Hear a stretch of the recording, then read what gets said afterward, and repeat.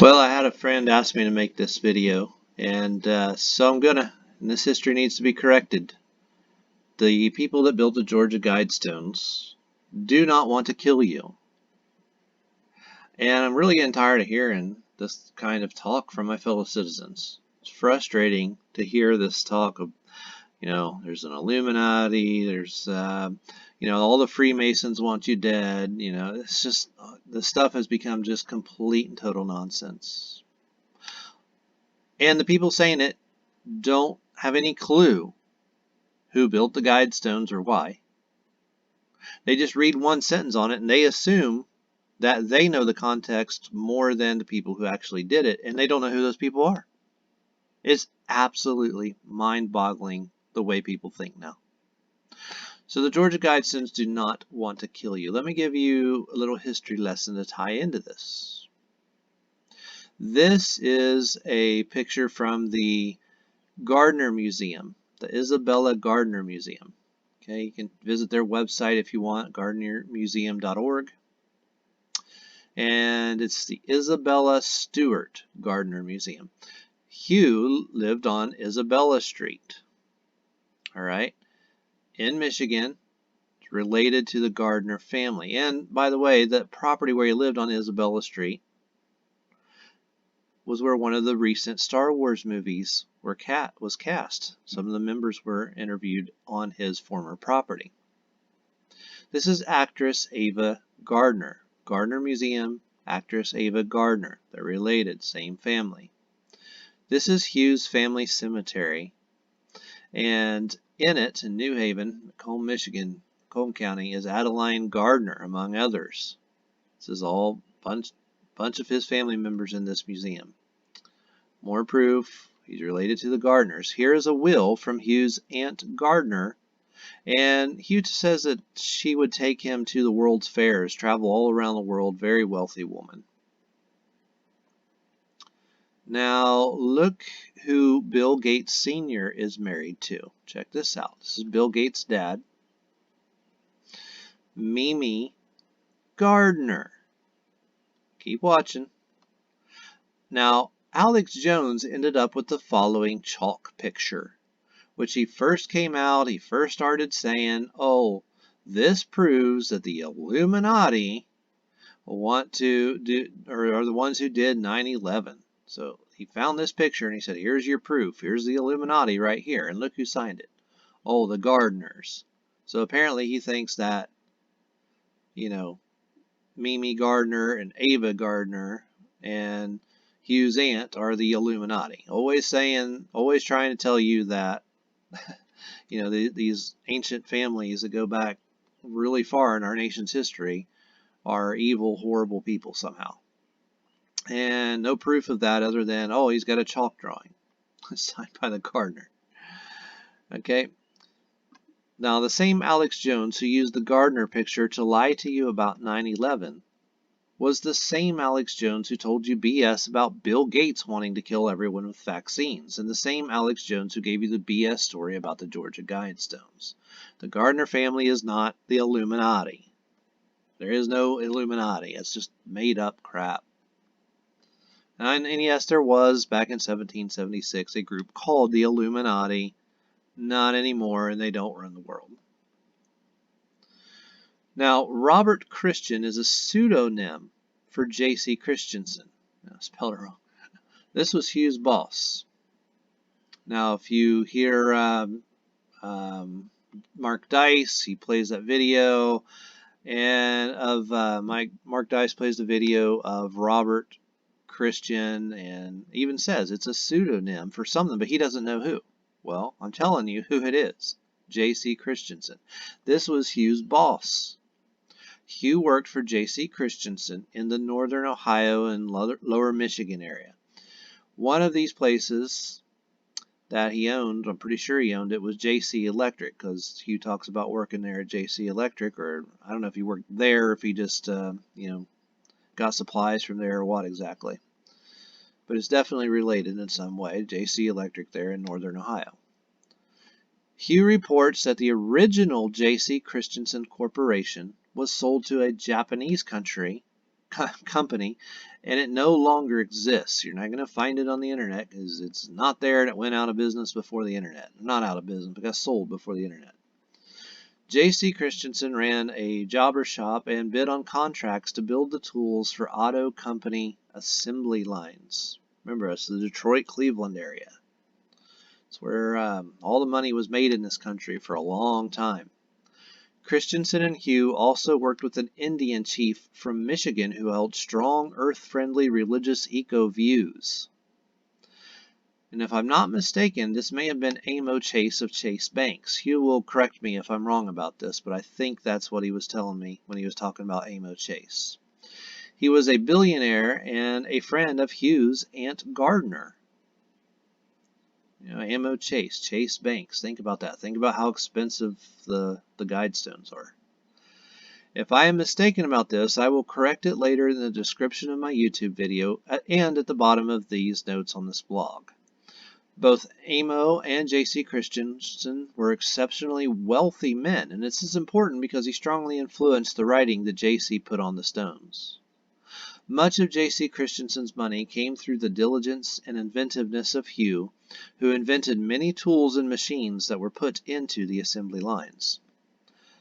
Incidentally, another man who worked with Hugh and J.C. Christensen at this time was none other than John Bolton, former National Security Advisor, and I think, wasn't he a UN rep too at one time? So anyway, Hugh was Bolton's friend, and in their spare time, they built planes together. It's very likely that J.C. Christensen is related to William Christensen, who was a construction engineer at the Hershey's factory. Pennsylvania is not far from Ohio, folks. This is not much of a stretch at all. Here's William Christensen. Look at this. He was a civil engineer and a construction manager in project engineering. Very interesting. I find it fascinating that the people of Hershey's day rose up against him after he did everything in his power to keep them employed during the Depression. Here's a little excerpt that I found, and I'll just read it to you. As a leading employer, Hershey felt as much concern for his fellow human beings as he did for milk chocolates. During the Great Depression in the 1930s, he strategically kept employees on payroll by having them create their own model town, Hershey, Pennsylvania, the chocolate capital, provided a recipe for creating more jobs, instilling workers' pride, and providing new safe havens for workers bringing up families. Hersheytown became a delicious assortment of streets with namesakes of sweet candies and dreamy confections, the Cocoa House, Chocolate Avenue, and so on. A lot of fun, by the way, folks, if you ever want to go see Hershey's, Pennsylvania. So, consequently, the town drew tourists amid severe economic times. Hershey went on record and stated that not one of his employees was laid off. On the contrary, Hershey added to his payroll during the Depression. And after the Depression, Hershey workers went on strike against the very man who sustained them through the hard times. Why do Americans continually attack their founders, their own employers, and the people who invent most of the things they use every day? What is wrong with you, America?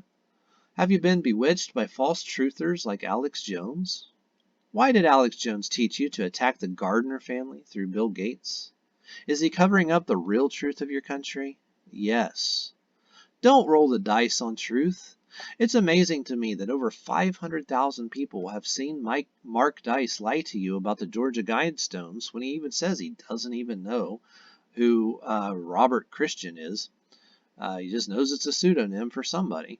While the only video on the internet telling you the truth of the Guidestones is what either Hugh makes himself or what I tell you that I learned from Hugh.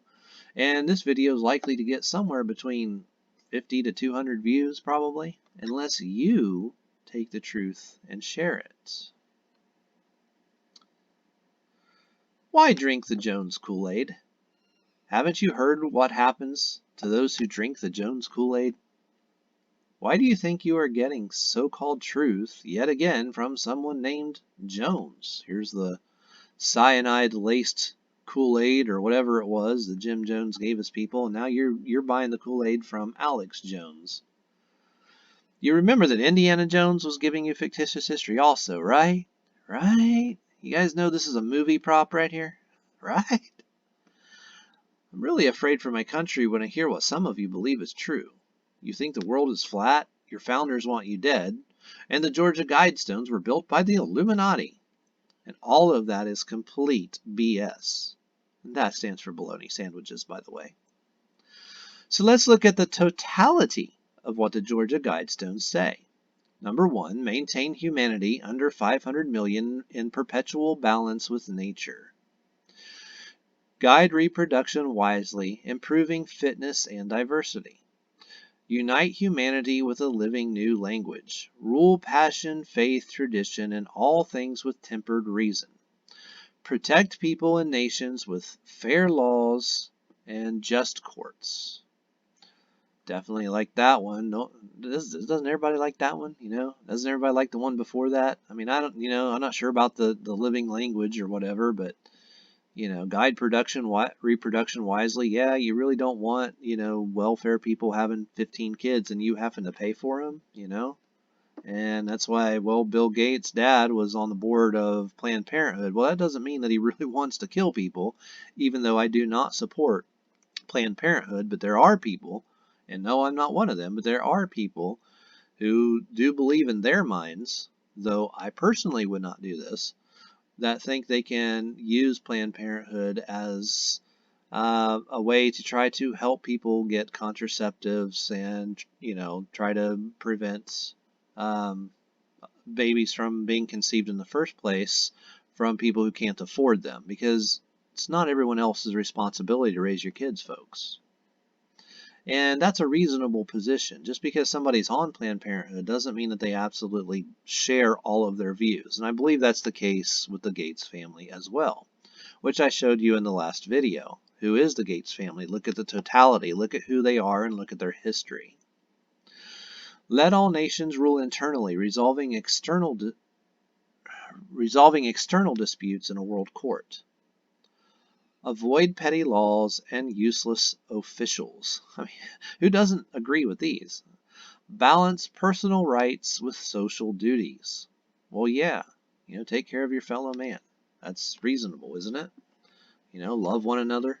Love your neighbor as yourself. That doesn't mean that you should encourage welfare people to have 15 kids that they can't afford to feed. Okay, that's not what that means.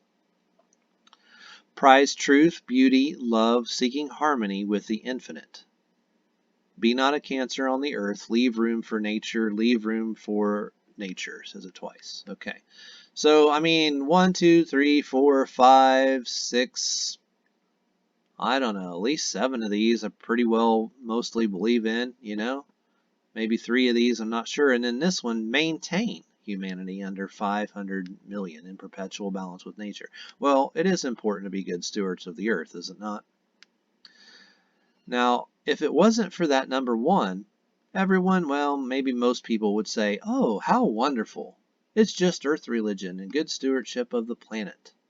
Very few would disagree with the other suggestions. Notice they're suggestions, not commands. The Guidestones are built to last for thousands of years, like Stonehenge.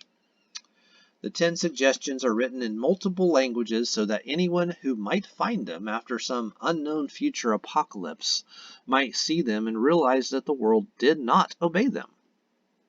Did you see the first one says maintain? It never says kill millions of people and get the Earth's population down to 500 million. Remember, these stones are built to outlast the apocalypse if it ever comes, not to cause it.